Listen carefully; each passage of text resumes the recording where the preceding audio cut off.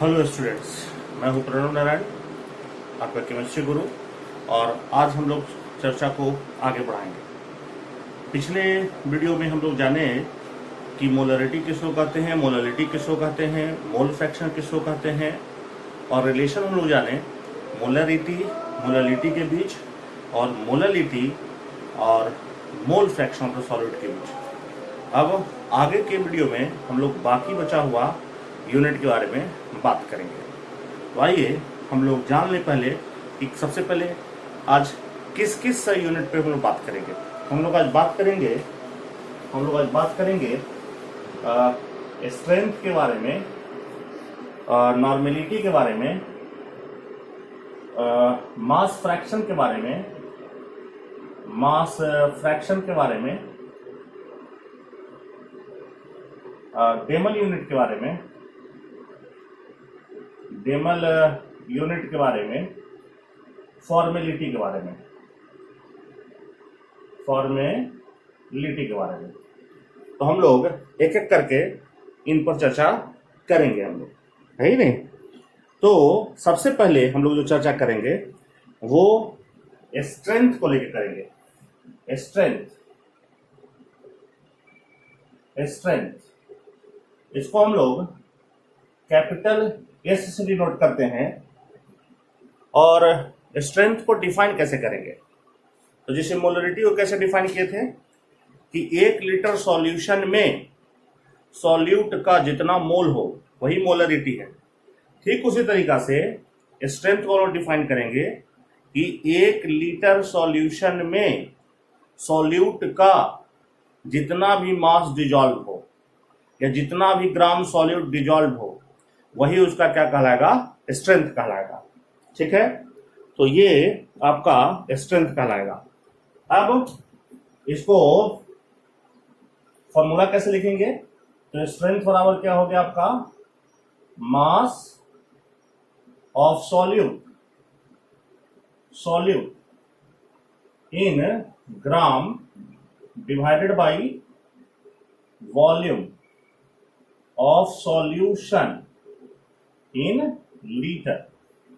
यानी 1 litre solution में solute का जितना भी मास हो डिजॉल्व वही उसका क्या होता है, स्ट्रेंथ होगा। तो इस हिसाब से यूनिट क्या हो जाएगा, इसका स्ट्रेंथ का यूनिट हो जाएगा ग्राम पर लीटर। ठीक है, जैसे मान लिया जाए आप 1 लीटर सॉल्यूशन तैयार किए और इस 1 लीटर सॉल्यूशन में 180 ग्राम मान लेते हैं कि ग्लूकोज का घुला हुआ है।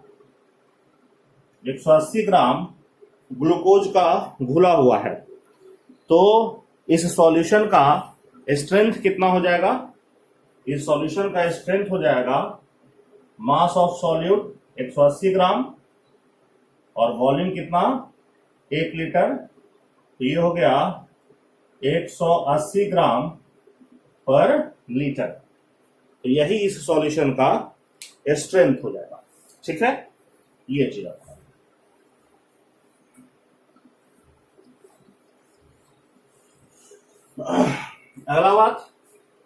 अगला बात स्ट्रेंथ से हम लोग मोलरिटी के पास भी पहुंच सकते हैं और नॉर्मेलिटी के पास भी पहुंच सकते हैं।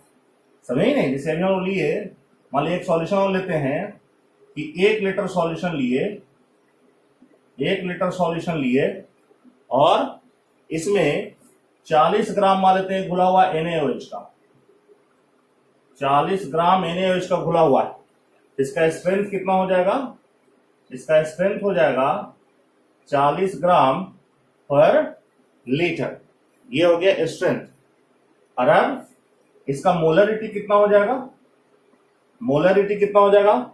तो मोलरिटी किसको कहते हैं आप, कि 1 लीटर सॉल्यूशन में सॉल्यूट का कितना मोल है वही मोलरिटी है। समझे नहीं, तो यहाँ 1 लीटर सॉल्यूशन है और NaOH का इसमें कितना मोल घुला हुआ है, तो NaOH का मास दिया हुआ है 40 और मोलर मास NaOH का होता है 40, तो 40/40 कितना हो गया आपका, ये 1 हो गया, है नहीं, 1 मोल घुला हुआ है। तो इसका मोलरिटी कितना हो गया, 1 मोल पर लीटर। यानी ये 1 मोलर है, यानी एक ऐसा सॉल्यूशन हो गया मोलर सॉल्यूशन हो गया। ठीक है, तो स्ट्रेंथ से हम लोग मोलरिटी के पास भी पहुंच सकते हैं, यानी फॉर्मूला क्या हो जाएगा कि मोलरिटी बराबर स्ट्रेंथ डिवाइडेड बाई, क्या डिवाइड बाई बोलिए, तो molar mass of solute, molar mass of solute, solute solute के मोलर मास से डिवाइड कर देंगे तो आपको क्या निकल जाएगा, मोलरिटी निकल जाएगा। ठीक है, ये चीज इसी तरह से अगर नॉर्मेलिटी कहता हमको, तो नॉर्मेलिटी आप जानते होंगे कि 1 लीटर में जितना ग्राम इक्विवेलेंट घुला हुआ है सॉल्यूट का वही नॉर्मेलिटी कहलाता है ना। तो 1 लीटर सॉल्यूशन में आपका 40 ग्राम घुला हुआ NaOH का, तो 40 ग्राम NaOH जो होता है वो होता है 1 ग्राम इक्विवेलेंट, 1 ग्राम इक्विवेलेंट होता है। ये कैसे होता है हम लोग अभी आज ही के वीडियो में जानेंगे। तो 1 लीटर में 1 ग्राम इक्विवेलेंट घुला हुआ है, तो इसका नॉर्मेलिटी हो गया 1N। और ऐसे सॉल्यूशन को हम लोग क्या करते हैं, नॉर्मल सॉल्यूशन, यानी वैसा सॉल्यूशन जिसका नॉर्मेलिटी 1 हो उसको हम लोग कहते हैं नॉर्मल सॉल्यूशन। ठीक है, और अब कोई हमसे पूछेगा कि क्या स्ट्रेंथ वॉल्यूम पे डिपेंड करेगा, सॉरी टेम्परेचर पे डिपेंड करेगा, तो हाँ टेम्परेचर पे डिपेंड करेगा, क्योंकि आप टेम्परेचर बढ़ाइएगा तो वॉल्यूम बढ़ेगा और वॉल्यूम बढ़ेगा तो स्ट्रेंथ क्या होगा, घटेगा। क्योंकि स्ट्रेंथ कैसे आप डिफाइन किए, मास ऑफ सॉल्यूट और डिवाइडेड बाई वॉल्यूम सॉल्यूशन का किस यूनिट में, लीटर में। तो टेम्परेचर बढ़ाइएगा तो वॉल्यूम बढ़ेगा, वॉल्यूम बढ़ेगा तो स्ट्रेंथ क्या हो जाएगा आपका, घटेगा। तो स्ट्रेंथ भी क्या है, टेम्परेचर डिपेंडेंट है ही नहीं। तो ये आपका स्ट्रेंथ से जुड़ा हुआ बात हो गया, समझे नहीं, ये चीज आपका है। अब हम लोग अगले यूनिट की तरफ चलें, है। तो अगला यूनिट हम ले लेते हैं डेमल यूनिट, क्योंकि इसमें कुछ कहना नहीं है। डेमल यूनिट कैपिटल डी से डिनोट करेंगे। ठीक है, क्या है डेमल यूनिट, कुछ नहीं है, तो जो मोलरिटी है वही आप कह सकते हैं कि यही डेमल यूनिट है। तो आप कहें कि मोलरिटी, लेकिन कंडीशन यहाँ अप्लाई क्या, एट 0 डिग्री सेल्सियस, तो इसी को हम लोग पुकारते हैं क्या, डेमल यूनिट, और इसमें कुछ खास नहीं कहना है। अगला बचा मास फ्रैक्शन। इसका कोई सिंबल नहीं है। मास फ्रैक्शन कैसे निकालना है, सीधा सीधा समझिए कि जिस तरह से मोल फ्रैक्शन निकालने के लिए आप क्या करते थे, जिसका मोल फ्रैक्शन निकालना था उसके मोल को टोटल मोल से डिवाइड करते थे, ठीक उसी तरीका से मास फ्रैक्शन निकालने के लिए वो क्या करना है, जिसका मास फ्रैक्शन निकालना है उसके मास को टोटल मास से डिवाइड कर देंगे, है नहीं। ये चीज आपका है। जैसे मान लिया जाए एक सॉल्यूशन तैयार किए, आप इसमें 800 ग्राम पानी लेते हैं और 200 ग्राम मान लेते हैं कोई सॉल्यूट घोल देते हैं। ठीक है, अब कहता है कि मास फ्रैक्शन सॉल्यूट का निकालो। मास फ्रैक्शन आपसे कहता है, मास फ्रैक्शन शॉर्ट में लिख दे रहे हैं, मास फ्रैक्शन ऑफ सॉल्यूट का आपसे मास फ्रैक्शन पूछ रहा है, तो क्या बोले कि जिसका मास फ्रैक्शन निकालना है उसके मास को टोटल मास से डिवाइड कर देना है। तो इसका मास को टोटल मास से डिवाइड कर देना है, सही नहीं, तो इतना आ गया।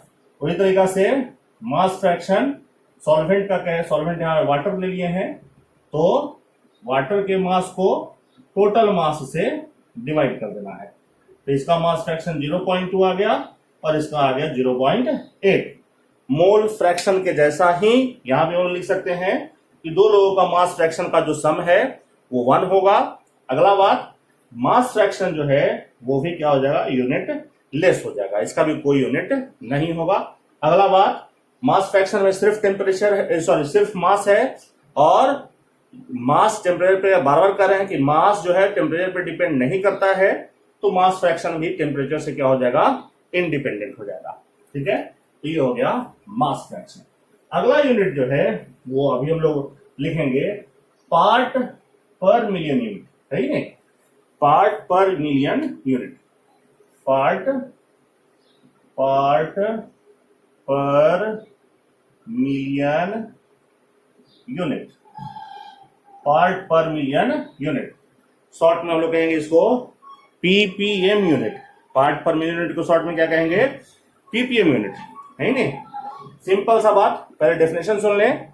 पार्ट पर मिनट का डेफिनेशन क्या कि mass of solute in gram dissolve in 10⁶ gram और 1 milligram of the solution is known as parts per million. ठीक है, तो फॉर्मूला इसका क्या, पीपीएम का फॉर्मूला मास, किसका मास, सॉल्यूट का मास, कौन सा यूनिट में, ग्राम में, डिवाइडेड बाय मास किसका, सॉल्यूशन का ग्राम में, इनटू क्या, 10⁶। अब शॉर्ट में समझिए कि 10 लाख ग्राम सॉल्यूशन में सॉल्यूट का जितना भी ग्राम घुला हुआ है वो उतना ही पीपीएम सॉल्यूशन कहलाएगा। 10 लाख ग्राम सॉल्यूशन में सॉल्यूट का जितना भी ग्राम घुला हुआ है वो उतना ही पीपीएम सॉल्यूशन कहलाएगा। जैसे कि मान लिया जाए कहीं पे लिखा हुआ है कोई सॉल्यूशन में कंटेन कर रहा है 15 ppm CHCl3, कोई सॉल्यूशन में मान लिखा है 15 ppm क्लोरोफॉर्म है। इसका क्या मतलब, इसका मतलब कि 10 लाख ग्राम सॉल्यूशन लेंगे तो उसमें 15 ग्राम क्लोरोफॉर्म होगा। समझ लीजिए, अब 10 लाख ग्राम में 15 ग्राम है तो 1 ग्राम में कितना ग्राम होगा, नहीं निकल जाएगा। 100 ग्राम में कितना ग्राम होगा, नहीं निकल जाएगा। और 100 ग्राम में जितना ग्राम होगा तो वही क्या होता है, परसेंटेज वेट बाई वेट होता है ना। 10 लाख ग्राम में जितना ग्राम वो पीपीएम, 100 ग्राम में जितना ग्राम वो हो गया परसेंटेज वेट बाई वेट, है ना। ये चाहिए आपका। अब मान लिया जाए कहीं कह रहा है कि air contain 30 ppm 30 ppm carbon monoxide, है ना। Air contain 30 ppm carbon monoxide, ऐसा कहीं कह रहा है। तो इसका क्या मतलब, इसका मतलब कि 10 लाख ग्राम एयर का लेंगे तो उसमें कार्बन मोनोऑक्साइड 30 ग्राम रहेगा। समझेंगे। ठीक उसी तरीका से टूथपेस्ट पे आप देखिएगा अक्सर लिखा हो रहता है कि कंटेन 1000 ppm फ्लोराइड। अब ये कोई जरूरी नहीं कि 1000 है लिखा हो रहे, अलग अलग टूथपेस्ट में फ्लोराइड का मात्रा अलग अलग होता है तो ये अलग अलग लिखा रह सकता है। देखिए मान लीजिए कहीं 1000 ppm फ्लोराइड लिखा हुआ है कि 1000 ppm फ्लोराइड कंटेन कर रहा है। इसका क्या मतलब, इसका ये मतलब कि 10 लाख ग्राम आप उस टूथपेस्ट का लेंगे यानी सॉल्यूशन का लेंगे तो उसमें 1000 ग्राम कौन रहेगा, फ्लोराइड रहेगा। सही नहीं। फ्लोराइड जो है वो हम लोग के दांत के लिए एक निश्चित अनुपात में, ऐसा नहीं कि बहुत ज्यादा मात्रा में, लाभदायक है। ठीक है, क्योंकि हमारा दांत जो है वो उसके ऊपर कवर होता है उजला जैसा, उसको इनामेल कहते हैं। इनामेल जो है वो हम लोग के शरीर का हार्डेस्ट सबस्टांस है और उसका सॉल्युबिलिटी जो है वो काफी कम होता है, लगभग 10⁻⁻⁵ के ऑर्डर का होता है। और जब फ्लोराइड, है ना, एक और बात समझिए कि इनामेल जो होता है सो हाइड्रोक्सी एपेटाइट है ना, तो वहां क्या है, आप फ्लोराइड यूज कीजिएगा तो फ्लोरो एपेटाइट बन जाता है, जिसकी वजह से उसका सॉल्युबिलिटी जो है इनामेल का पहले की तुलना में लगभग 10 गुना घट जाता है। सही नहीं।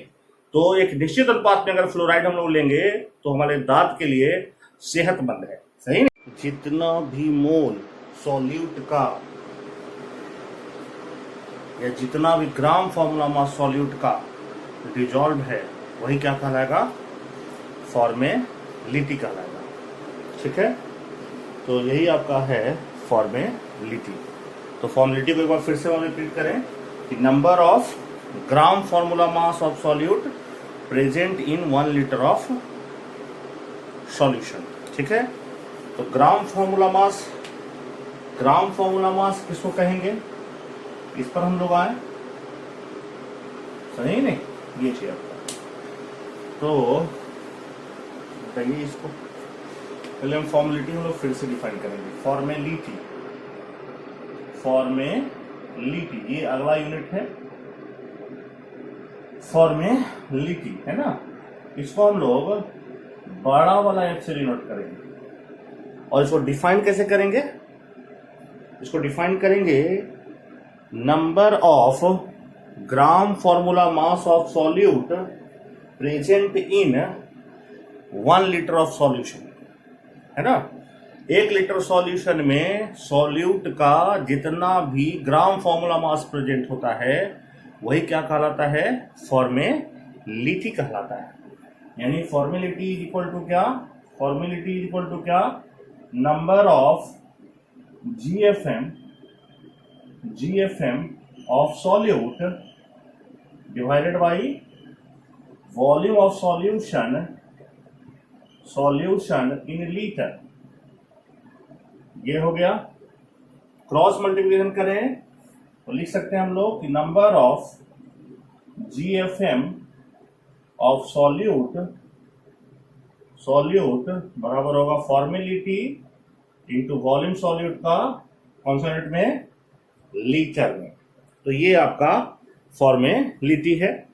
क्या ये टेम्परेचर पर डिपेंड करेगा, तो हाँ करेगा। टेम्परेचर बढ़ाएंगे वॉल्यूम बढ़ेगा, वॉल्यूम बढ़ेगा फॉर्मेलिटी घटेगा। ठीक है, ये चाहिए आपका। अगला बात, जब तक आपसे फॉर्मेलिटी पूछा न जाए फॉर्मेलिटी के बारे में आप बिल्कुल ना सोचें। एक और बात, फॉर्मेलिटी जो है इसका कॉन्सेप्ट हम लोग आयोनिक सबस्टांस के लिए यूज करते हैं, आयोनिक कंपाउंड के लिए यूज करते हैं। वैसा कंपाउंड जिसमें आयोनिक बॉन्ड प्रेजेंट हो। तो आयोनिक कंपाउंड के पार्टिकल्स को या उसके मास को हम लोग मॉलिक्यूलर मास या मोलर मास नहीं कहते हैं, उसके लिए टर्म है फॉर्मूला मास, है ना। तो आप पढ़े हैं कि किसी भी सबस्टांस का फॉर्मूला मास ग्राम में 1 मोल के बराबर होता है ना। यानी क्या, अगर 1 मोल किसी सबस्टांस का लेना है तो फॉर्मूला मास बराबर ले लीजिए। जैसे 1 मोल CaCl2 लेना है तो इसका फॉर्मूला मास बराबर ले लीजिए, 111 ग्राम हो गया। तो ये 1 मोल CaCl2 का है ना। और चूंकि ये आयनिक कंपाउंड है तो इसलिए इसको हम लोग कहेंगे कि यही इसका 1 ग्राम फॉर्मूला मास है। यानी यहां से आप क्या देख रहे हैं कि 1 ग्राम फॉर्मूला मास बराबर 1 मोल होता है, समझे नहीं। लेकिन ग्राम फॉर्मूला मास जो है हम लोग सिर्फ आयनिक कंपाउंड के लिए यूज करेंगे, और मोल जो है वो किसी भी तरह के कंपाउंड के लिए हम लोग यूज कर सकते हैं। तो इस डिस्कशन से हम लोग ये निष्कर्ष निकालेंगे कि जो मोलरिटी है वही आपका फॉर्मेलिटी है, जो मोलरिटी है वही आपका फॉर्मेलिटी है। लेकिन फॉर्मेलिटी के बारे में आप बात तब करें जब आपसे क्वेश्चन में पूछा जाए। ऐसा नहीं कि आप जब क्वेश्चन दिया रहे तो आप ढूंढते चलें कि कौन कंपाउंड आयनिक है या कौन कंपाउंड आयनिक नहीं है ना। जब तक आपसे पूछा ना जाए कंपाउंड आयनिक हो, मॉलिक्यूलर हो या जो भी हो, आपको टेंशन लेने का कोई जरूरत नहीं है। फॉर्मेलिटी का बात जब भी आएगा तो आयनिक कंपाउंड के केस में ही आएगा।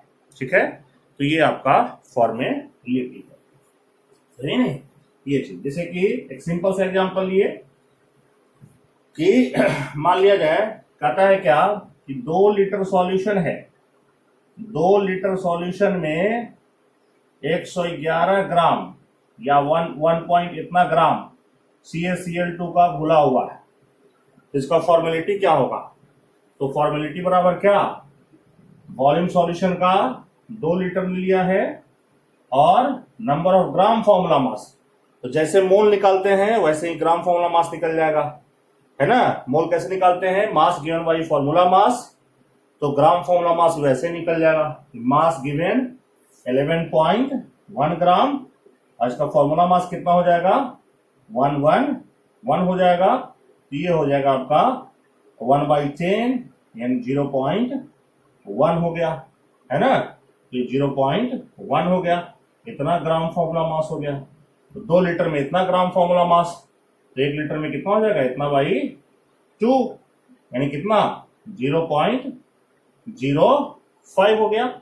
इतना आपका GFM ग्राम फॉर्मूला मास पर लीटर हो गया। तो यही सॉल्यूशन का क्या हो गया, फॉर्मेलिटी हो गया। ठीक है, ये चीज आपका है। अब जैसे कि जैसे कि इसी सॉल्यूशन, इसी में आपसे कहा था कि फॉर्मेलिटी निकालिए, इसी क्वेश्चन में, कि क्वेश्चन क्या था, 1.11 ग्राम CaCl2 घोला हुआ है 2 लीटर सॉल्यूशन में। इसी में अगर आपसे कहा था कि फॉर्मेलिटी निकालिए कैल्शियम आयन के रिस्पेक्ट में और फॉर्मेलिटी निकालिए क्लोराइड आयन के रिस्पेक्ट में, तो आप तब भी निकालते। फॉर्मेलिटी हम लोग को निकालना है कैल्शियम आयन के रिस्पेक्ट में, तो कैल्शियम आयन का ग्राम फॉर्मूला मास चाहिए। वॉल्यूम तो सॉल्यूशन का आप जान ही रहे हैं कि 2 लीटर है, और कैल्शियम आयन का कितना हो जाएगा ग्राम फॉर्मूला मास। तो देखिए ना, अगर CaCl2 टूटता है तो क्या होगा, ये देगा calcium ion plus chloride ion. तो इसको आप ऐसे समझिए कि इसका एक पार्टिकल टूट करके इसका एक पार्टिकल और इसका 2 पार्टिकल देगा, यानी इसका अगर 12 पार्टिकल टूटेगा तो इसका 12 पार्टिकल, इसका 24 पार्टिकल आएगा। 12 पार्टिकल में कितना होता है, 1 दर्जन होता है, यानी इसका 1 दर्जन टूटेगा तो इसका 1 दर्जन, इसका 2 दर्जन बनेगा, है। तो ठीक उसी तर्ज पे अगर आगे बात को बढ़ाएं, यानी इसका 1 मोल टूटेगा तो इसका 1 मोल बनेगा, और इसका कितना मोल बनेगा, 2 मोल बनेगा। सही नहीं, ये चाहिए आपका। तो हम फॉर्मेलिटी कैल्शियम आयन के रिस्पेक्ट में निकाल रहे हैं, तो 1 मोल कहें, अब आयनिक कंपाउंड है तो मोल लगा के हम लोग ग्राम फॉर्मूला मास कहेंगे। इसका 1 ग्राम फॉर्मूला मास टूटेगा तो इसका 1 ग्राम फॉर्मूला मास बनेगा, और इसका 2 ग्राम फॉर्मूला मास बनेगा। तो इसका ग्राम फॉर्मूला मास कितना है, 1 है, तो 1/2। इसके रिस्पेक्ट में फॉर्मेलिटी कितना आ गया, 1/2 आ गया। सॉरी, यहाँ पे एक गलती हो गया है। क्या हम लोग इसका 1 मोल लेके नहीं चले हैं, हम लोग इसका 1 ग्राम फॉर्मूला मास लेके नहीं चले हैं, हम लोग इसका कितना ग्राम फॉर्मूला मास लेके चले हैं, 11.1 ग्राम। तो 11.1 ग्राम माने कितना, 0.1 ग्राम फॉर्मूला मास लेके चले थे। समझे नहीं, ये चीज आपका, ठीक है। आइए इसको फिर से देखते हैं।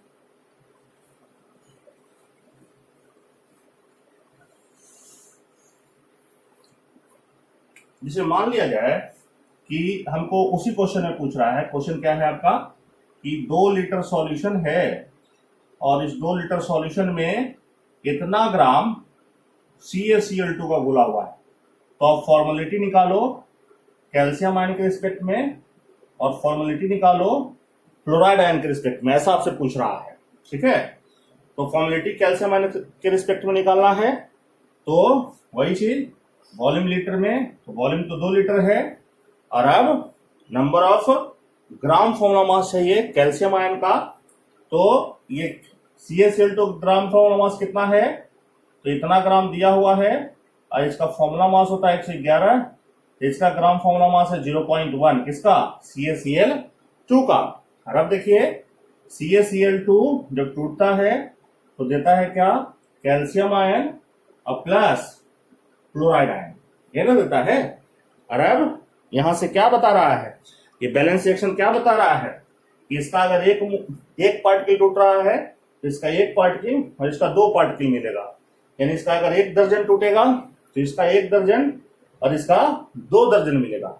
1 दर्जन मतलब मान लीजिए 12 पार्टिकल टूटेगा तो ये 12 पार्टिकल, ये 24 पार्टिकल, तो 12 पार्टिकल माने कितना दर्जन, 1 दर्जन। 1 दर्जन टूटेगा तो इसका 1 दर्जन मिलेगा, इसका 2 दर्जन मिलेगा। इसी बात को आगे बढ़ाएं तो क्या मतलब, इसका 1 मोल टूटेगा तो इसका 1 मोल मिलेगा और इसका 2 मोल मिलेगा।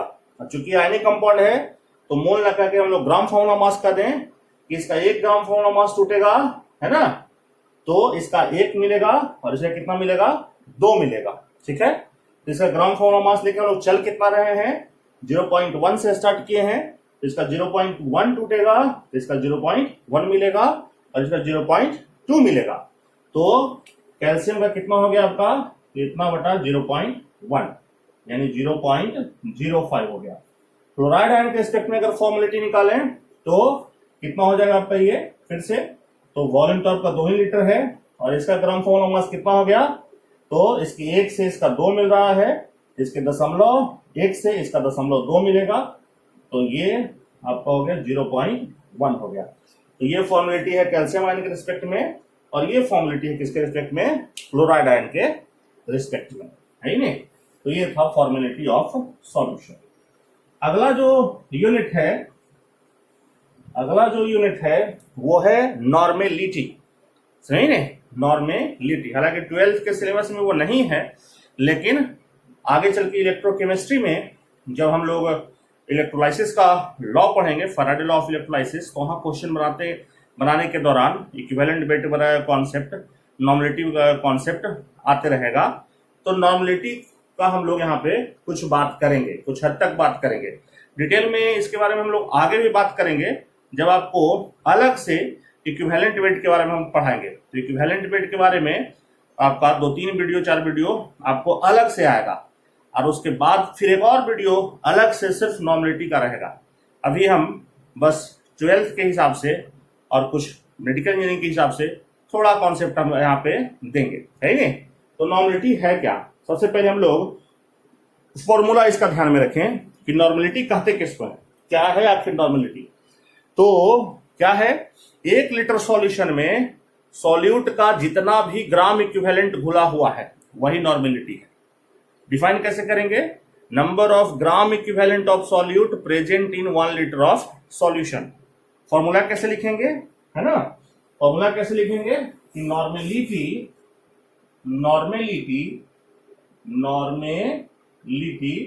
इसको कैपिटल एन से डिनोट करते हैं, बराबर क्या लिखेंगे, number of gram equivalent of solute divided by क्या, volume of solution in litre. Number of gram equivalent of solute divide by volume of solution in litre. Cross multiplication अगर आप करें तो क्या हो जाएगा आपका, तो यहां से निकल जाएगा number of gram equivalent of solute बराबर normality into volume of solution in litre. ये हो गया। तो 1 लीटर में जितना ग्राम इक्विवेलेंट है वही है नॉर्मेलिटी। तो अब क्वेश्चन उठता है कि भैया ग्राम इक्विवेलेंट किसको कहते हैं। ग्राम इक्विवेलेंट ग्राम नहीं है, ये कुछ अलग चीज है। तो ग्राम इक्विवेलेंट किसको कहते हैं, तो ग्राम इक्विवेलेंट किसको कहेंगे, तो इक्विवेलेंट वेट इन ग्राम। जो भी इक्विवेलेंट वेट है उसमें यूनिट ग्राम लगा दीजिए तो वही कहलाएगा ग्राम इक्विवेलेंट। समझे ही नहीं। तो अब क्वेश्चन उठता है कि इक्विवेलेंट वेट क्या है। तो आपको पहले ही बताया कि इक्विवेलेंट वेट क्या है और अलग अलग चीज कंपाउंड्स का, एलिमेंट्स का अलग अलग परिस्थितियों में कैसे इक्विवेलेंट वेट निकलेगा, इस पर हम एक अलग वीडियो बनाएंगे। लेकिन अभी इक्विवेलेंट वेट क्या है इस पर हम बात नहीं करेंगे। इक्विवेलेंट वेट निकाले कैसे इस पर बात करें, ये ज्यादा महत्वपूर्ण है भी जानना। तो इक्विवेलेंट वेट निकलेगा कैसे, इक्विवेलेंट वेट कैसे निकलेगा, तो ये होगा फॉर्मूला वेट डिवाइडेड बाई कुछ। अब वो कुछ क्या, अब उस कुछ को हम लोग कहते हैं एन फैक्टर। उस कुछ को हम लोग क्या कहते हैं, एन फैक्टर। फॉर्मूला वेट को एन फैक्टर से डिवाइड कर देंगे तो निकल जाएगा इक्विवेलेंट वेट, और इक्विवेलेंट वेट में यूनिट लगा देंगे ग्राम, तो उसी को हम लोग कहना शुरू कर देंगे क्या, ग्राम इक्विवेलेंट। और जितना ग्राम इक्विवेलेंट प्रेजेंट रहेगा 1 लीटर में तो वही सॉल्यूशन में क्या कहलाएगा, नॉर्मेलिटी कहलाएगा। समझे कि नहीं, ये चीज आपका है।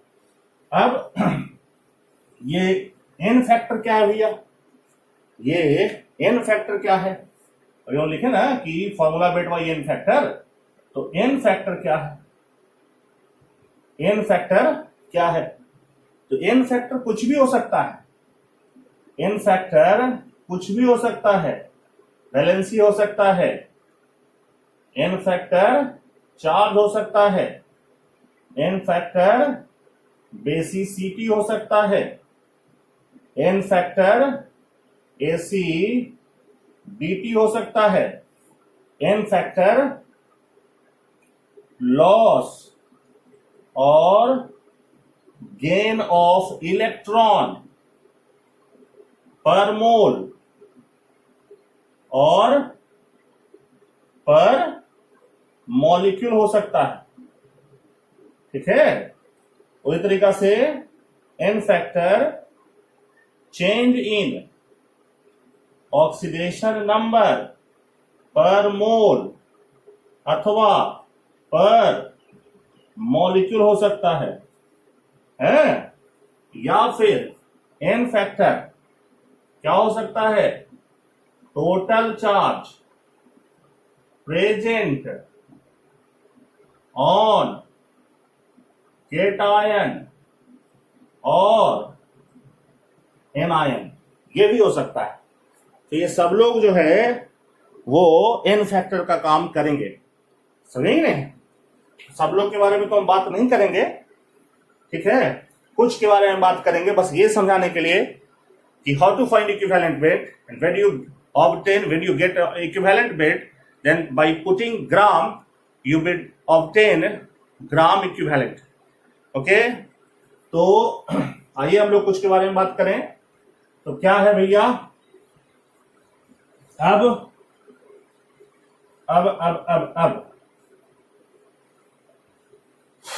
कुछ सिंपल सा बात करें हम लोग, जिससे आपका काम चल जाएगा 12th में। डिटेल में आपको जैसे पहले ही बताया, फिर से रिपीट कर रहे हैं कि डिटेल में अगर आपको जानना है तो इक्विवेलेंट वेट के वीडियो का आपको इंतजार करना पड़ेगा, है ना, तो जानेंगे उसमें। तो तत्काल अभी हम लोग एन फैक्टर चार्ज को ले रहे हैं, एन फैक्टर चार्ज को ले रहे हैं। चार्ज आप लोग जानते हैं, plus charge cation, minus charge anion. अब जैसे कहता है क्या, इक्विवेलेंट वेट सोडियम आयन का निकालो, तो फॉर्मूला वेट सोडियम का 23 होता है और चार्ज 1 यूनिट और 23। इक्विवेलेंट वेट कोई कहता है कैल्शियम आयन का निकालो, तो फॉर्मूला वेट चार्ज 2 यूनिट तो 20, है ना, ये चीज आपका है। इक्विवेलेंट वेट कोई कहता है जिंक आयन का निकालो, तो फॉर्मूला वेट चार्ज 2, तो कितना आपका हो गया, ये 32.5 हो गया। इक्विवेलेंट वेट कॉपर आयन का निकालो, तो कितना 63.5 बाई 2 यानी कितना हो गया 31.75 हो गया। इक्विवेलेंट वेट आपसे कहता है क्लोराइड आयन का निकालो, तो फॉर्मूला वेट 35.5 बाई चार्ज 1 तो 35.5। आपको सिर्फ मैग्नीट्यूड से मतलब है, चार्ज प्लस है या माइनस है इससे कोई मतलब नहीं है, ठीक है। सिमिलरली इक्विवेलेंट वेट आपसे कहता है कि सिल्वर आयन का निकालो, तो फॉर्मूला वेट बाई चार्ज ये कितना हो गया 108 हो गया। इससे आपका इलेक्ट्रोकेमिस्ट्री में काम चल जाएगा। कोई अलग एलिमेंट दे सकता है, निकल दे सकता है, लेड दे सकता है, उसका फॉर्मूला बेस बाई जो चार्ज मिलेगा उस पर डिवाइड कर दीजिएगा, है नहीं। तो इस तरह से आप इक्विवेलेंट वेट निकाल सकते हैं वैसे लोगों का जिस पर कि चार्ज है, समझिए नहीं, ये चीज आपका है। अब क्या, अब इसमें अगर यूनिट हम लोग ऐसा कर उस पर बाद में बात करते हैं, है ना। एक आध और हम लोग लेते हैं एग्जाम्पल, एक आध और एग्जाम्पल लेते हैं, है ही नहीं, एक आध और एग्जाम्पल लेते हैं। जैसे एक और एन फैक्टर लिए, एक और एन फैक्टर लिए बेसिसिटी, ये एक एन फैक्टर है। तो बेसिसिटी वाला एन फैक्टर किसके लिए हम लोग यूज करते हैं, एसिड के लिए यूज करते हैं, है ना। किसको कहते हैं बेसिसिटी, कि एक पार्टिकल एसिड का जब पानी में उसको डिजोल्व करें तो वो टूट करके कितना H प्लस दे सकता है, वही उसका बेसिसिटी कहलाएगा, या वही उसका मैक्सिमम बेसिसिटी कहलाएगा, ठीक है। तो ये चीज आपका, जैसे कि HCl को पानी में डालिए तो ये टूटेगा तो एक H प्लस देगा, इसलिए इसका बेसिसिटी 1 है। H2SO4 को पानी में डालिए तो ये टूटेगा और आपको 2 H प्लस देगा, इसका बेसिसिटी या इसका मैक्सिमम बेसिसिटी 2 है। कोई दिक्कत, आपको मान लिया जाए सिर्फ H2SO4 लिखा हुआ है, सिर्फ H2SO4 लिखा हुआ है, कोई रिएक्शन आपको क्वेश्चन में नहीं दिया हुआ है, तो इसका मैक्सिमम बेसिसिटी लेकर के आपको काम करना है। लेकिन मान लिया जाए ये रिएक्शन दिया हुआ है तो इसका बेसिसिटी 2 है, लेकिन अगर मान लेते रिएक्शन ये दे दिया H plus plus HSO4 minus, इस सिचुएशन में कह रहा है कि इसका इक्विवेलेंट वेट निकालिए, तो अभी ये एक ही H प्लस दे रहा है, तो अभी इसका बेसिसिटी हम लोग 1 लेंगे और इक्विवेलेंट वेट बेसिसिटी 1 मानते हुए निकालेंगे, है ना। यानी क्या, किसी एसिड का जो एन फैक्टर है वो अलग अलग सिचुएशन में अलग अलग हो सकता है।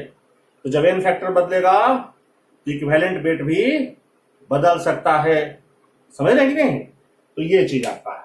तो जैसे इसका इक्विवेलेंट वेट कहता है कि एचसीएल का निकालो इक्विवेलेंट वेट, तो फॉर्मूला वेट इसका प्लस इसका जोड़ लेंगे 36.5 और एन फैक्टर 1 है तो ये हो गया 36.5 है ना। इस सिचुएशन में कह रहा है कि इसका निकालिए, तो फॉर्मूला वेट जोड़ लेंगे 98 बाई बेस 2, इक्विवेलेंट वेट आपका H2SO4 का 98 बाई 2 यानी कितना हो गया 49 हो गया। इस सिचुएशन में कह रहा है इक्विवेलेंट वेट निकालो H2SO4 का, तो ये आपका हो गया 98 और डेंसिटी हो गया 1, तो 98 बाई 1 यानी कितना हो गया 98 हो गया। ठीक है, तो ये आपका हो गया डेसिसिटी। चल अब क्या व्हाट नेक्स्ट है ही नहीं। अब किसी इलेक्ट्रोलाइट का जो इक्विवेलेंट वेट है वो उसके आयन के इक्विवेलेंट वेट के सम के बराबर होता है ना। जैसे कि मान लिया जाए NaCl का इक्विवेलेंट वेट कोई कहता है हमसे, तो ये आप लिख सकते हैं कि ये बराबर होगा equivalent weight of sodium ion plus equivalent weight of chloride ion, है ना। और इक्विवेलेंट वेट सोडियम आयन का आप निकालना जानते हैं, formula weight by charge. Chloride ion का निकालना जानते हैं 35.5 बाई 1, तो कितना आपका होगा ये 58.5। सिमिलरली इक्विवेलेंट वेट CaCO3 का कह रहा है, ये टूटेगा तो देगा क्या Ca2 प्लस और CO3 2 माइनस, अतः इसका 40 बाई 2 और प्लस इसका 16 3 48 और 12 60 बटा 2, तो कितना 20 प्लस 30 कितना 50। तो इस तरह से इक्विवेलेंट वेट आप इलेक्ट्रोलाइट का निकाल सकते हैं। डिटेल चर्चा कब करेंगे? हाँ वो इक्विवेलेंट वेट की वीडियो में करेंगे, ओके, है ना। अब है ना। अब क्या तो इक्विवेलेंट वेट हम लोग कुछ लोग का निकाले, जरा समझिए, है ना। यहाँ पर स्पेसिज मतलब जो भी एलिमेंट कंपाउंड आयन जो भी है ना, उसका इक्विवेलेंट वेट जैसे हम लोग लिख रहे थे Na प्लस कितना था 23 था, CO2 प्लस कितना था 31.75 था, Ag प्लस कितना 108 था, H2SO4 मान लीजिए सिर्फ H2SO4 दिया, कोई रिएक्शन नहीं दिया हुआ है, तो इसका इक्विवेलेंट वेट कितना हो जाएगा 49। क्यों? फॉर्मूला बेस 98 और मैक्सिमम बेसिसिटी लेंगे साहब, तो ये हो गया 49, है ना। वही तरीका से इक्विवेलेंट वेट और किसका, और हम लोग किसका लिए थे अभी NaCl का कितना था 58.5 था, है ना। और इसका कितना था CaCO3 का, इसका था आपका 50 था। तो ये इस तरह इन लोगों का क्या था इक्विवेलेंट वेट था। इक्विवेलेंट वेट एक नंबर होता है, इक्विवेलेंट वेट का कोई यूनिट नहीं होता है ना। ये चीज आपका क्यों नहीं होता है ये समझने के लिए आपको तो इक्विवेलेंट वेट का वीडियो ही देखना पड़ेगा जो आगे बनेगा, है ही नहीं। ये चीज आपका है। अब क्या, तो ये इन लोगों का इक्विवेलेंट वेट है। अब अगर मान लिया जाए तो हमसे कहता है कि 1 ग्राम इक्विवेलेंट सिल्वर चाहिए, 1 ग्राम इक्विवेलेंट कितना चाहिए सिल्वर चाहिए, तो कितना लाके आप उसको देंगे 108 ग्राम लाके देंगे। इक्विवेलेंट वेट इन ग्राम, इसी को कहते हैं ग्राम इक्विवेलेंट। तो 1 ग्राम इक्विवेलेंट सिल्वर 108 ग्राम। सिमिलरली अब इसी तरह से 1 ग्राम इक्विवेलेंट कोई कहे कि सोडियम लाके दीजिए तो 23 ग्राम लाके दे देंगे। 1 ग्राम इक्विवेलेंट कोई कहे कॉपर लाके दीजिए तो 31.75 ग्राम लाके दे देंगे। 1 ग्राम इक्विवेलेंट कोई कहे कि H2SO4 लाके दीजिए तो 49 ग्राम लाके देंगे। 1 ग्राम इक्विवेलेंट कोई कहेगा NaCl लाके दीजिए तो 58.5 ग्राम लाके देंगे। 1 ग्राम इक्विवेलेंट कोई कहेगा कैल्शियम कार्बोनेट लाके दीजिए तो 50 ग्राम लाके देंगे, है नहीं। तो जो भी जिसका इक्विवेलेंट वेट है उसको ग्राम में एक्सप्रेस कर देंगे तो वही कहलाता है क्या ग्राम इक्विवेलेंट, है नहीं। ये चीज आता है। और अब मान लिया जाए आपके पास एक सॉल्यूशन है और उसमें कहता है क्या कि आपके पास 2 लीटर है सॉल्यूशन का, 2 लीटर सॉल्यूशन का है, और 2 लीटर सॉल्यूशन में 100 ग्राम CaCO3 घुला हुआ है, तो इसका नॉर्मलिटी कितना हो जाएगा? तो नॉर्मलिटी बराबर number of gram equivalent of solid by volume solution in litre. तो वॉल्यूम तो 2 लीटर दिया हुआ है, और नंबर ऑफ ग्राम इक्विवेलेंट कितना? तो CaCO3 का इक्विवेलेंट वेट निकाले थे 50, इसमें जोड़ दिए ग्राम, तो हम लोग जाने ये 50 ग्राम बराबर कितना ग्राम इक्विवेलेंट होगा? 1 ग्राम इक्विवेलेंट। 1 ग्राम इक्विवेलेंट को हम लोग 1 इक्विवेलेंट भी लिख सकते हैं। तो अगर 50 ग्राम इसका 1 ग्राम इक्विवेलेंट है, तो 100 ग्राम अगर घुला हुआ है तो कितना हो जाएगा? 2 ग्राम इक्विवेलेंट हो जाएगा। यानी इसमें इसका 2 ग्राम इक्विवेलेंट घुला हुआ है ना, 2 ग्राम की इक्विवेलेंट घुला हुआ है, तो ये से ये कैंसिल हो गया, यानी 1 ग्राम इक्विवेलेंट घुला हुआ है 1 लीटर सॉल्यूशन में, है ना, या पर लीटर सॉल्यूशन में। तो यही इसका नॉर्मलिटी हो गया 1n, और ऐसे सॉल्यूशन को हम कहेंगे नॉर्मल सॉल्यूशन। कैसा सॉल्यूशन? Normal solution. ठीक मोलरिटी के जैसा कि मोलरिटी 1 था तो मोलर सॉल्यूशन, उसी तरह नॉर्मलिटी 1 है तो नॉर्मल, 1/10 है तो डेसी नॉर्मल, 1/100 है तो सेंटी नॉर्मल, 1/1000 है तो मिली नॉर्मल, है ना। तो यहां भी उसी तरह से हम लोग काम कर सकते हैं। ठीक है, तो ये था नॉर्मेलिटी, है नहीं। अब आगे देखिए कि नॉर्मेलिटी का क्या फॉर्मूला था कि नॉर्मेलिटी बराबर number of gram equivalent of solute divided by volume of solution in litre. तो दिक्कत, अब ग्राम इक्विवेलेंट किसको कहते हैं हम लोग समझे। इक्विवेलेंट वेट में अगर यूनिट लगा दिए ग्राम तो वही हो गया ग्राम इक्विवेलेंट। ग्राम इक्विवेलेंट को नया चीज नहीं है, ग्राम इक्विवेलेंट भी मास को एक्सप्रेस करने का ही एक यूनिट है। जैसे हम लोग किलोग्राम यूज करते हैं, क्विंटल यूज करते हैं, टन यूज करते हैं, पसेरी यूज करते हैं, मन यूज करते हैं, मोल यूज करते हैं। ठीक उसी तरीके से ग्राम इक्विवेलेंट भी एक यूनिट है जो मास को एक्सप्रेस करता है, लेकिन ऐसा यूनिट जिससे हम लोग बहुत ज्यादा फैमिलियर नहीं है ना, इसलिए इसे डरने की कोई जरूरत नहीं है। सीधा सीधा इक्विवेलेंट वेट में ग्राम लगाइएगा तो आपको निकल जाएगा ग्राम इक्विवेलेंट। इक्विवेलेंट वेट कैसे निकलेगा, थोड़ा सा आपको जानकारी हम दिए यहाँ, है नहीं, ये चीज आपका है। अब हम लोग आगे बात करें, ठीक है। क्या भैया कि अगर मान लिया जाए कोई हमसे कहता है कि मेरे पास 200 ग्राम कैल्शियम कार्बोनेट का है, तो कितना ग्राम इक्विवेलेंट हो गया। तो 50 ग्राम बराबर, तो देखें कि 1 ग्राम इक्विवेलेंट है, तो 200 ग्राम बराबर कितना हो जाएगा आपका 200/50, यानी कि 4 हो जाएगा। यानी क्या, नंबर ऑफ ग्राम इक्विवेलेंट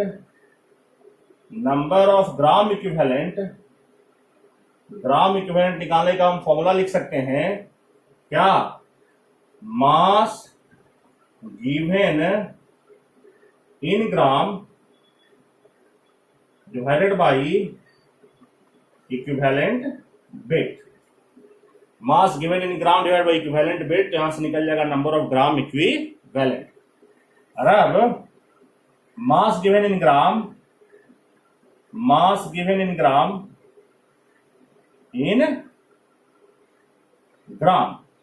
ठीक है।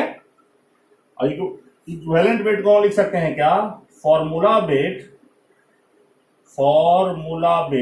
Divided by n factor. तो ये एन फैक्टर यहां ऊपर चला जाएगा, अतः mass given in gram divided by formula weight को हम लोग नंबर ऑफ मोल भी लिख सकते हैं, नंबर ऑफ मोल या मोल्स लिख सकते हैं इंटू एन फैक्टर, सही नहीं।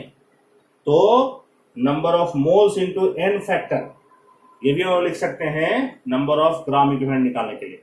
तो नंबर ऑफ ग्राम इक्विवेलेंट निकालने के लिए 2 फॉर्मूला यूज कीजिएगा आप, कि mass given in gram by equivalent weight, और N factor into number of mole, या number of mole into N factor. ये 2 फॉर्मूला यूज करेंगे। और तीसरा फॉर्मूला आप यूज करेंगे यहीं से कि नंबर ऑफ ग्राम इक्विवेलेंट बराबर क्या हो जाएगा, normality into volume of solution in litre. तो ये 3 फॉर्मूला आपके पास है number of gram equivalent of solute निकालने का। है नहीं, ये चीज आपका है। और अब यहाँ पे क्या लिख रहे हैं कि नंबर ऑफ ग्राम इक्विवेलेंट बराबर इतना हो गया। तो अब हम लोग एक रिलेशन जाने, किसके किसके बीच, नॉर्मेलिटी और मोलरिटी के बीच। रिलेशन बिटवीन किसे किसे, नॉर्मेलिटी एंड मोलरिटी। क्या रिलेशन, तो अभी हम लोग जाने कि नंबर ऑफ ग्राम इक्विवेलेंट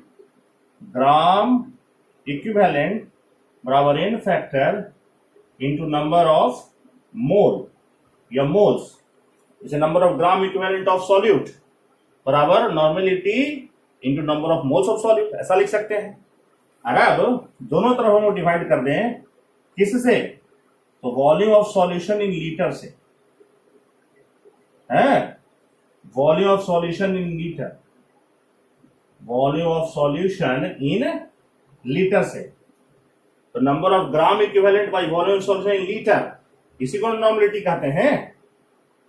और ये हो गया n फैक्टर, और इसी को क्या कहते हैं हम लोग, मोलरिटी कहते हैं। तो नॉर्मेलिटी बराबर n फैक्टर इंटू मोलरिटी, है ही नहीं, ये चीज है। जैसे मान लिया जाए एक क्वेश्चन दिया IIT में कि एक 3m सॉल्यूशन है ऑर्थोफॉस्फोरिक एसिड का, है ही नहीं, H3PO4 का, तो इसका नॉर्मेलिटी बताइए। तो नॉर्मेलिटी बराबर क्या हो गया, n फैक्टर इंटू मोलरिटी। तो इसका n फैक्टर 3 है, मैक्सिमम में 3H प्लस दे सकता है, और मोलरिटी आपका 3 है, तो 3 इंटू 3 9 हो गया, 9n, ये इसका क्या हो गया, नॉर्मेलिटी हो गया। ठीक है, ये रिलेशन था नॉर्मेलिटी और मोलरिटी के बीच। अब हम लोग कुछ और बात करें, सही में, ये चीज।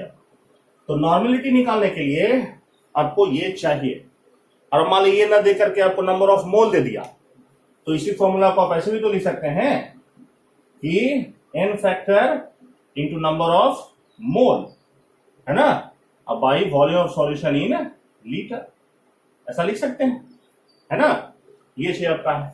नंबर ऑफ मोल ना देके नंबर ऑफ मॉलिक्यूल्स दे दिया, तो मॉलिक्यूल्स से आप मोल निकाल लीजिएगा, अब तब फिर इसी फॉर्मूला को आप लगा दीजिएगा, कोई दिक्कत।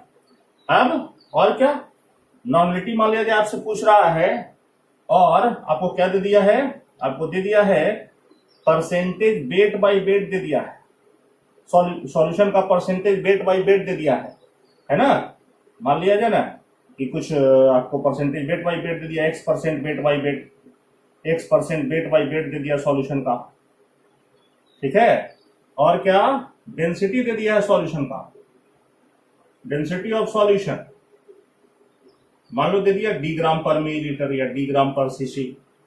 कह रहा है कि नॉर्मेलिटी निकालिए, नॉर्मेलिटी बताइए कि क्या होगा, समझे नहीं, तो बताएंगे।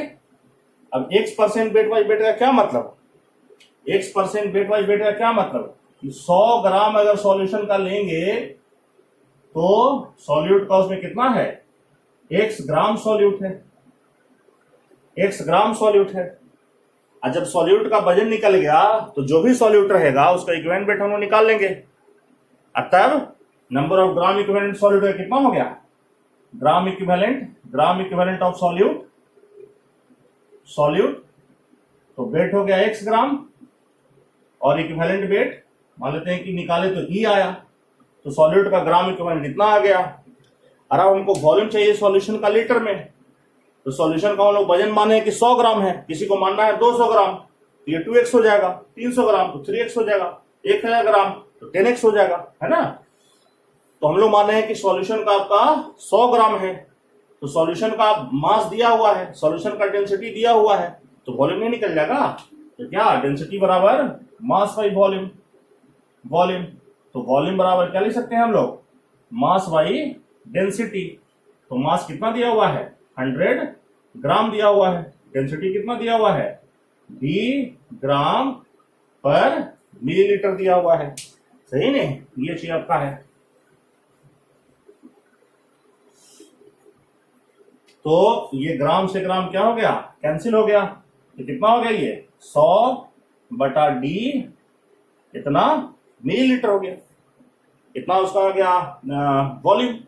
अब इसको लीटर में बदलना है तो डिवाइड करेंगे कितना से, 1000 मिलीलीटर होता है कितना में, 1 लीटर में। अब इसको मल्टीप्लाई करना होगा, चूंकि कितना से डिवाइड करेंगे इसको उल्टा से मल्टीप्लाई करेंगे, कितना हो जाएगा, ऊपर में हो गया 1 लीटर, नीचे में क्या हो गया 1000 मिलीलीटर। मिलीलीटर मिलीलीटर से मिलीलीटर कैंसिल हो गया, ये से ये कैंसिल हो गया। अब तब कितना हो जाएगा आपका, ये 10, ऊपर हो गया आपका क्या बचा 1, और नीचे कितना 10 डी, यूनिट क्या बच गया लीटर। तो वॉल्यूम इतना आ गया। और नॉमिनेटिव किसको कह रहे हैं आप, number of gram equivalent of solute. Number of gram equivalent of solute निकल गया x बाई ई, और divide by volume solution in litre, इतना आ गया 1/10d। 1/10d से डिवाइड करेंगे इसको, कितना से मल्टीप्लाई करेंगे 10d/1 से, तो नॉमिनेटिव कितना आ गया आपका, ये 10dx बाई ई है, 10dx बाई ई। यहां सबका अपना मीनिंग फिक्स है, परसेंटेज वेट बाई वेट है सॉल्यूशन का, डेंसिटी है सॉल्यूशन का ग्राम पर मिलीलीटर में, इक्विवेलेंट वेट है सॉल्यूट का, सही है। ये चाहिए आपका।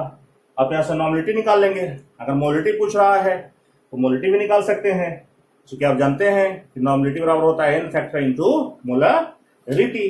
तो आप इसके जगह पे n फैक्टर इंटू मोलरिटी बराबर 10dx बाई ई भी लिख सकते हैं।